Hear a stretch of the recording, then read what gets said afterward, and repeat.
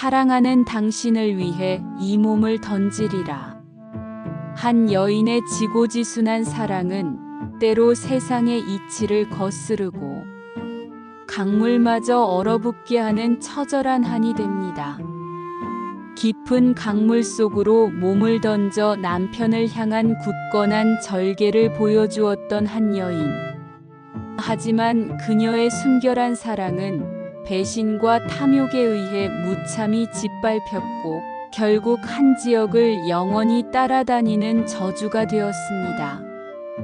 오늘 우리는 조선 팔도에 숨겨진 가장 슬프고도 섬뜩한 사랑 이야기, 춘천 의암호에 전해 내려오는 의암과 박서량 전설을 파헤쳐 봅니다.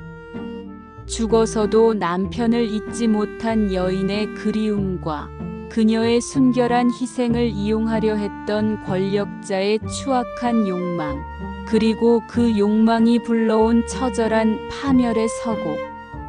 지금부터 사랑 때문에 저주가 된 호수, 의암과 박서량 전설의 피 맺힌 사연을 따라가 보겠습니다. 조선시대 강원도 춘천 지방에는 아름다운 강이 흐르고 그 강가에는 수려한 바위가 솟아 있었습니다. 이 바위는 훗날 의암이라는 이름으로 불리게 되는데 바로 한 여인의 굳건한 절개와 한이 서려 있는 곳이었습니다. 이 전설은 단순한 망부석 이야기가 아니라 권력자의 추악한 욕망과 원혼의 섬뜩한 복수가 뒤섞인 드라마틱한 이야기입니다.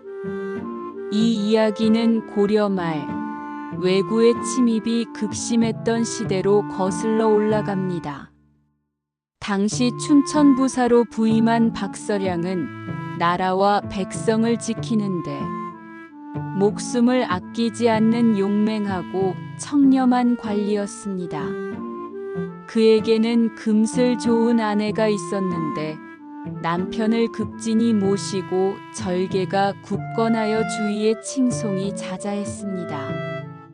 왜구와의 전투가 잦았던 춘천 지방에서 박서량 부사는 항상 전선에 있었고 아내는 홀로 남아 밤마다 남편의 안위를 걱정하며 밤을 지새웠습니다.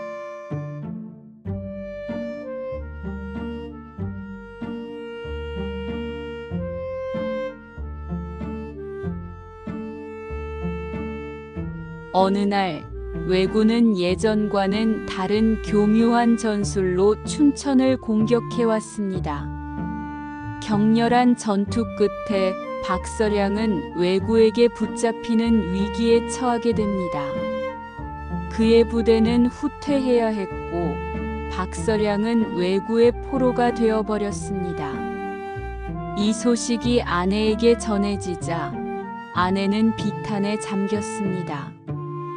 당시 왜구에게 붙잡히는 것은 죽음보다 더한 치욕으로 여겨졌습니다.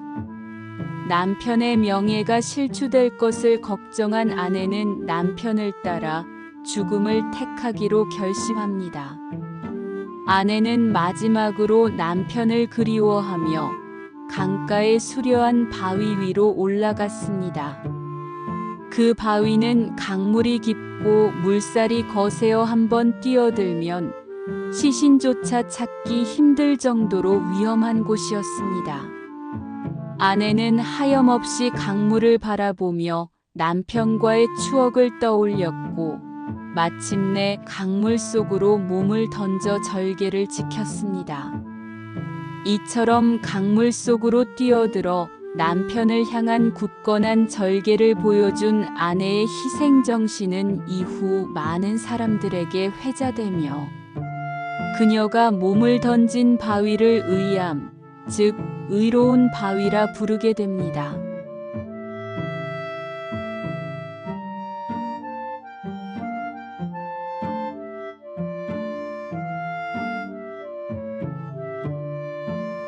하지만 이 이야기에는 섬뜩한 반전이 숨겨져 있습니다.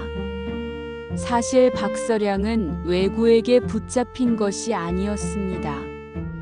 그는 왜구와의 전투에서 용맹하게 싸웠지만 전세가 불리해지자 후퇴하는 과정에서 오히려 부하들을 버리고 자신만 도망쳐 목숨을 부지했던 것입니다. 포로가 된 척 연극을 꾸민 박서량은 아내의 순결한 희생을 이용해 자신의 치욕적인 도주를 덮으려 했던 것입니다. 이 소식을 뒤늦게 전해 들은 박서량의 아내는 자신의 남편이 명예롭게 죽은 것이 아니라 자신을 기만하고 살아남았다는 사실에 분노와 배신감에 몸부림쳤을 것입니다. 죽어서도 남편을 향한 애틋한 사랑과 절개를 지키려 했던 여인의 순수한 마음은 결국 남편의 추악한 배신에 의해 비극적인 한으로 변하고 말았습니다. 그녀의 영혼은 자신이 몸을 던진 의암과 그 아래 강물에 스며들어 떠돌았고, 이제 그 한은 사랑하는 이를 그리워하는 마음이 아닌 배신자를 향한 차가운 분노와 복수심으로 불타오르기 시작했습니다.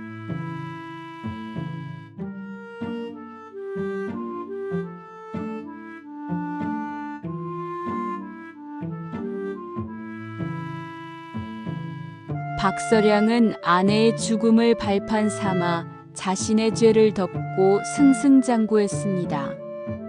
그는 무사히 춘천으로 돌아와 아무 일 없었다는 듯 평소처럼 지냈습니다. 하지만 의암에 깃든 아내의 원호는 결코 그를 용서하지 않았습니다. 야사에 따르면 그날 이후 박서량은 기이한 일들에 시달리기 시작했습니다. 밤마다 아내의 원혼이 나타나 자신을 찾아와 애원했고, 낮에는 그의 주변에서 원인 모를 불행이 잇따랐습니다. 심지어 강가에 나갈 때마다 발이 걸려 넘어지거나 배가 전복될 위기에 처하는 등 알 수 없는 사고가 끊이지 않았습니다. 박서량은 자신의 죄 때문에 일어나는 일이라고 생각했지만 애써 외면했습니다. 하지만 아내의 원호는 그를 향한 저주를 멈추지 않았습니다. 어느 날 박서량이 강을 건너기 위해 배를 탔을 때였습니다.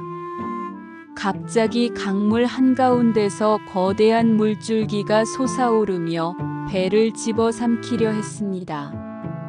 박서량은 필사적으로 도망치려 했지만 이미 강물은 마치 살아있는 생명체처럼 그의 몸을 휘감았고, 의암 바위에서는 아내의 처절한 비명소리가 들려오는 듯 했습니다.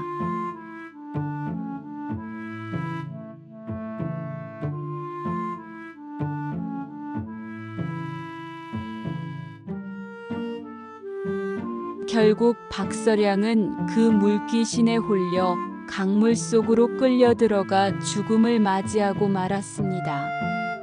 그의 시신은 끝내 발견되지 않았고 오직 강물만이 조용히 흐를 뿐이었습니다.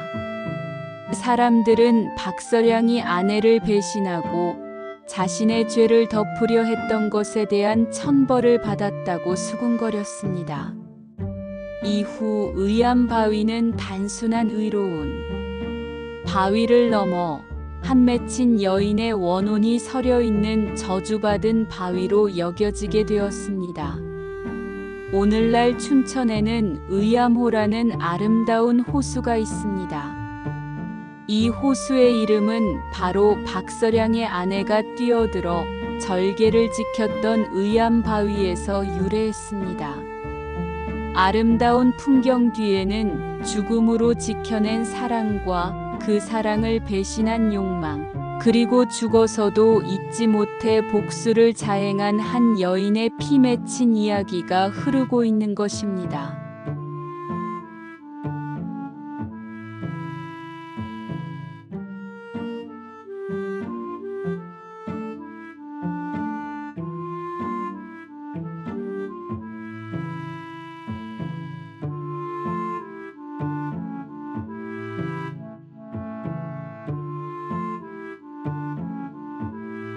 의암과 박서량 전설은 사랑과 배신, 정의와 복수라는 인간 본연의 감정들을 담고 있습니다.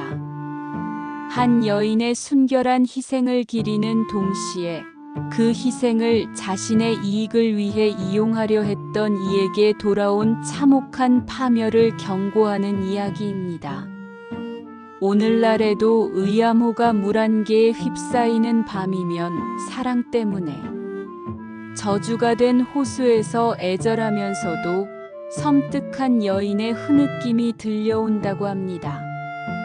그 흐느낌은 죽어서도 잊지 못한 여인의 끝없는 그리움이자 배신자를 향한 영원한 한으로 남아있을 것입니다.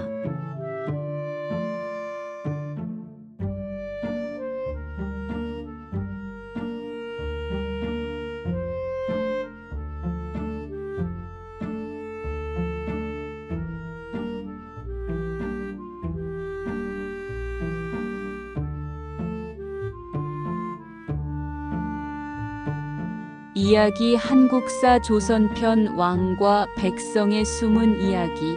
다음 편에서는 또 어떤 궁중의 은밀한 야화가 우리를 기다리고 있을까요?